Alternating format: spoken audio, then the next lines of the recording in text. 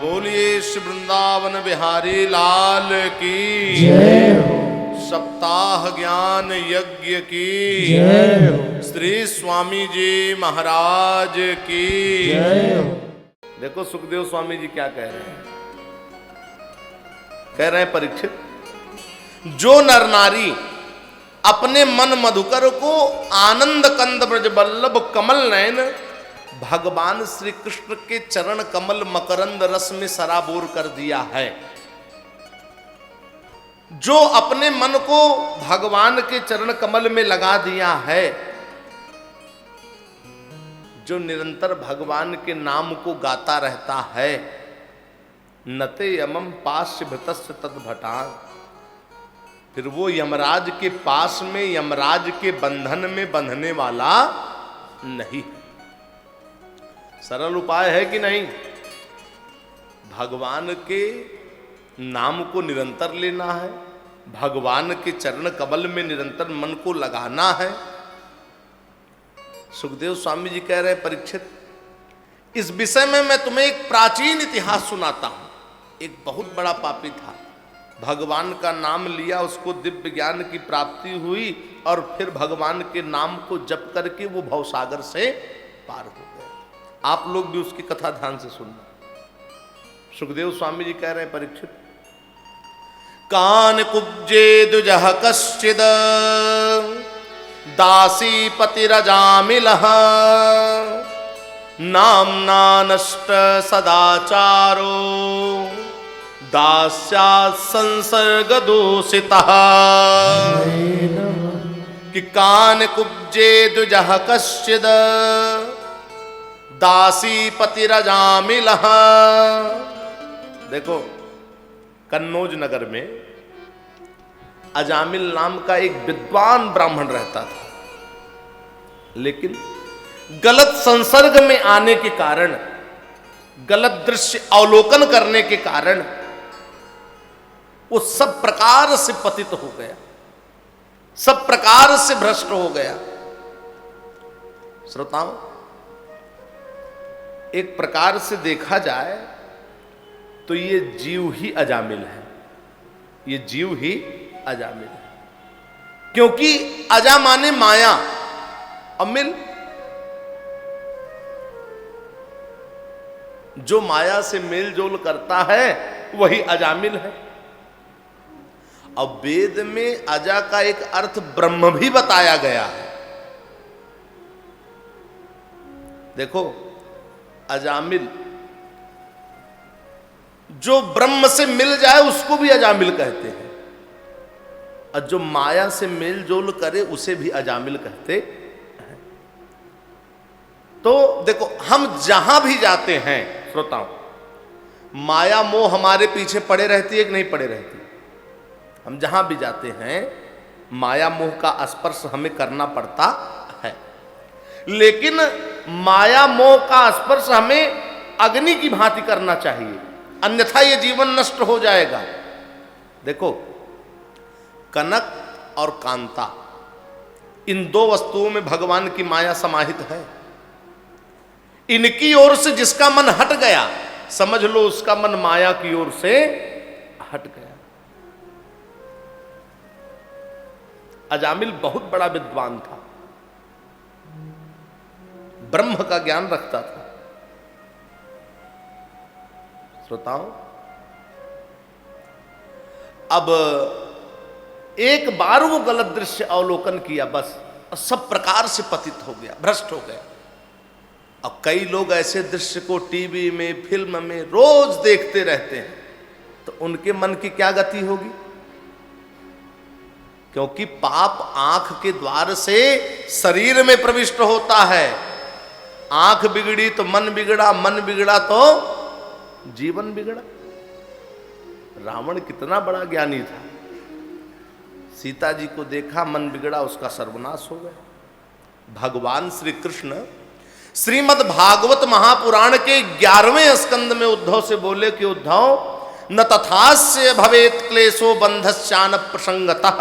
उद्धव, जितना बंधन, जितना क्लेश स्त्री संगी कामियों के संग से होता है, उतना बंधन, उतना क्लेश किसी अन्य साधन से नहीं होता। अजामिल बहुत बड़ा विद्वान था, लेकिन एक दासो वनम जाता, एक बार वो वन में गया लकड़ी लेने के लिए। वहां पर देखा कोई भ्रष्ट पुरुष किसी भ्रष्टा नारी के साथ काम भाव से पापा कार्य करने में लगे। बस देखा, उस नारी का शिकार हो गया, उसको घर में रख लिया, ब्रह्म तेज को नष्ट कर डाला, 10 पुत्र उत्पन्न किया। और संजोग से जब 10वें नंबर का पुत्र हुआ, उसी समय अजामिल के यहाँ साधु संत महात्मा लोग आए। देखे, अरे ये तो बहुत बड़ा ज्ञानी था, विद्वान था, संत था, ये तो पूर्ण रूप से भ्रष्ट हो गया, नष्ट हो गया। इसका कल्याण हो जाए, इसलिए हमें इसे कोई सुंदर मार्ग बताना चाहिए। संतों ने कहा कि अजामिल, ये जो तुम्हारा सबसे छोटा बालक है, इसका नाम नारायण रख दो। तो संतों के कहने से सबसे छोटे बालक का नाम अजामिल क्या रख दिया? नारायण। और दिन भर में कई बार बेटा नारायण ये कर दो, बेटा नारायण वो कर दो। मन में उसके ये भाव नहीं है कि मैं भगवान का नाम ले रहा हूं, मेरा उद्धार हो जाएगा या मैं मुक्त हो जाऊंगा, मेरे सारे पाप नष्ट हो जाएंगे। वो तो बस भगवान का नाम ले रहा है। वो भी पुत्र का नाम रखे हैं संत लोग, इसलिए बेटा नारायण ये करो वो करो। तभी देखो, जो पहले बड़े बुजुर्ग लोग थे, अपने बच्चों का नाम ऐसा रखते थे कि भगवान से संबंधित हो, कि भगवान का नाम मुख से निकलता रहे।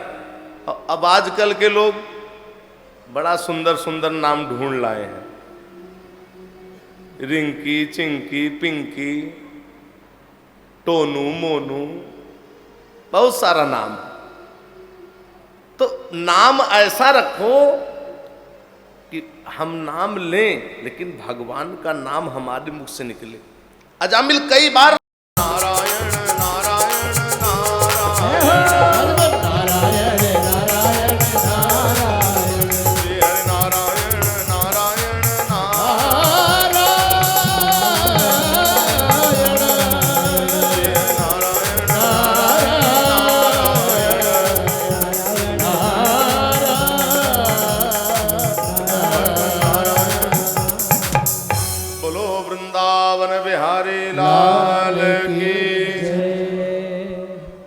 प्रकार से भगवत भक्तों, अजामिल की आयु का एक बहुत बड़ा भाग व्यतीत हो गया। 88 वर्ष बीत गए, ध्यान देना। और एक दिन अजामिल सोया हुआ था, तो अजामिल स्वप्न में देख रहा कि हाथ में फांसी का फंदा लिए हुए, जिनके टेढ़े मेढ़े दांत हैं, जो देखने में बड़े भयानक हैं, ऐसे यमराज के 4 दूत मेरे को लेने के लिए आए।